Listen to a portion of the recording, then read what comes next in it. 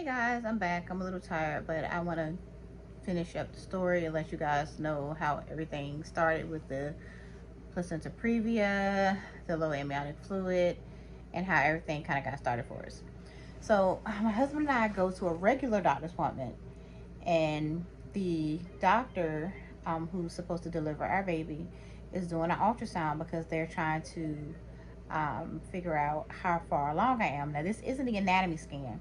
This is just a regular in-office appointment where the doctor is kind of like starting our medical treatment for our baby.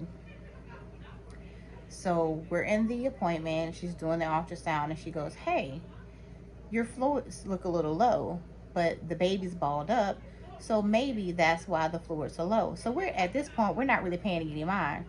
I didn't think nothing, was going on. I just figured, hey, the baby's balled up, no big deal. She didn't make a big deal about it. She was like, I want you to go to do a ultrasound next week. And I'm like, okay, cool. We left out, no problem. So we get in the car. I called to make the appointment for my ultrasound, and they're booked out 2 weeks. So instead of going the following week, I ended up going 2 weeks later. No problem.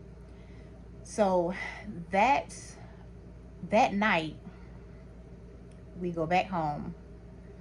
Everything was fine. We went out to eat on the way back home. Um, Stopped at Walmart on the way back home. I felt absolutely nothing. I didn't feel a contraction. I didn't feel anything. I was absolutely normal. Um, we get back home. Um, did a little something with the kids in the house, and then went to bed.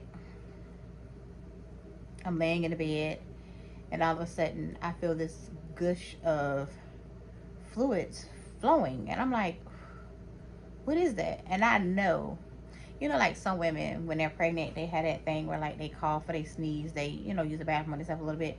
Nah, I don't have that problem. So I knew that wasn't it. Not saying they couldn't have developed, but I was pretty sure that wasn't it. So I'm looking at the fluid flowing or whatever, and it's clear. I mean, it's literally like running down my leg, and I'm like, oh my god, what is this? So I wake my husband up, and I'm like, I'm wiping with my fingers, like, listen, I like to be clean, so I'm gonna smell.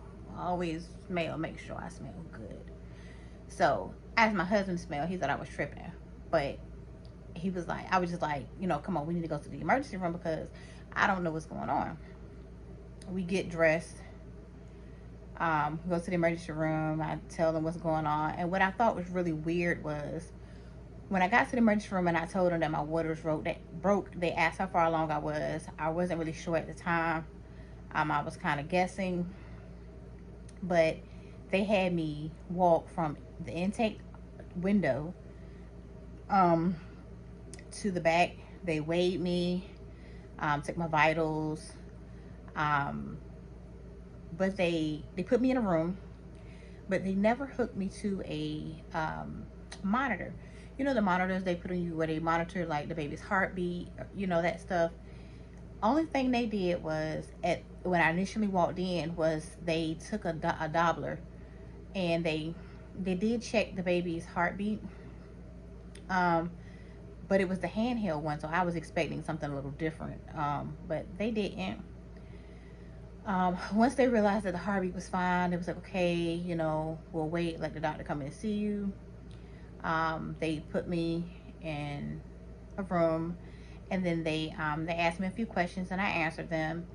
And then they were like, okay, well, we're gonna run some tests to see if your water actually broke, or or their term is if you're ruptured. And I'm like, well, I know I ruptured because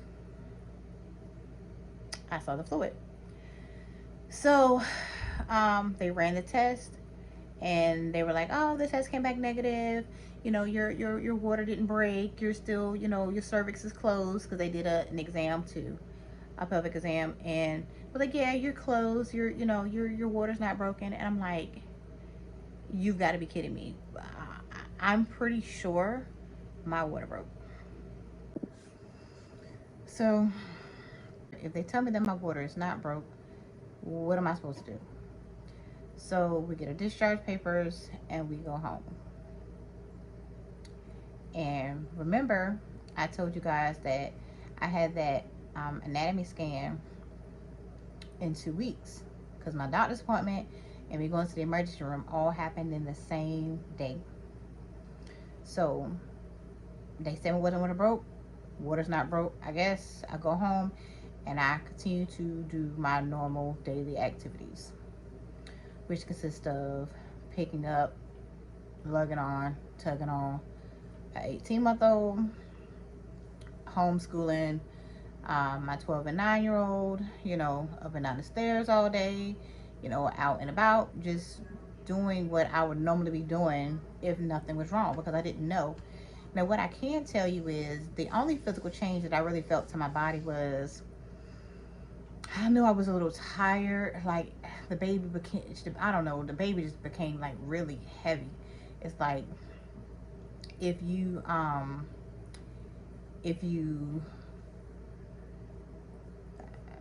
if I picked her up, it was like my bottom half of my body was like pulling down.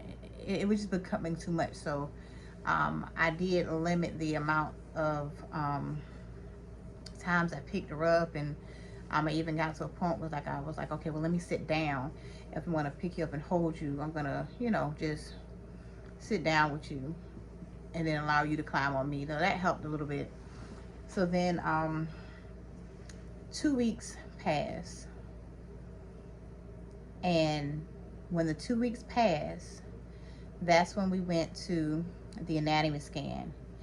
And this is the backstory for the first video that I posted about my diagnosis and my premature rupture. So please, I'm going to continue to tell you more. So make sure you like the video. Make sure you subscribe and turn on your notifications, because I'm going to keep going. I'm going to give you more. I'm going to keep going. So again, like, comment, and subscribe.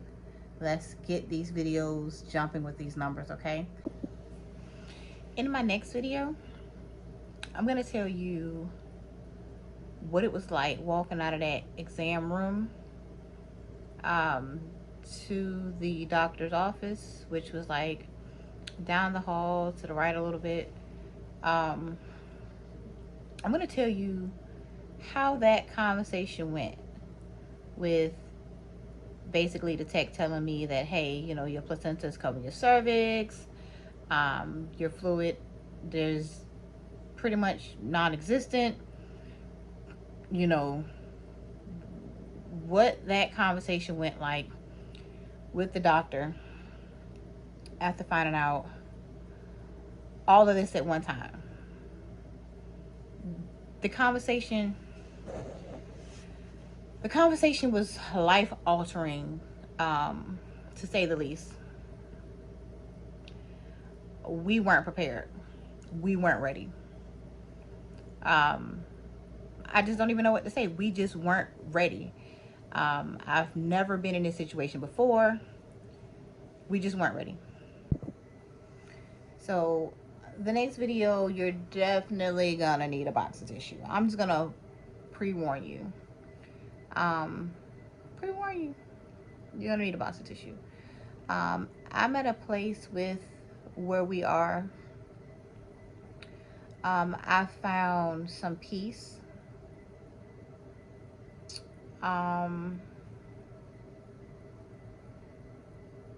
Yeah. At this point, I'm just like, I can't stress about things that are out of my control.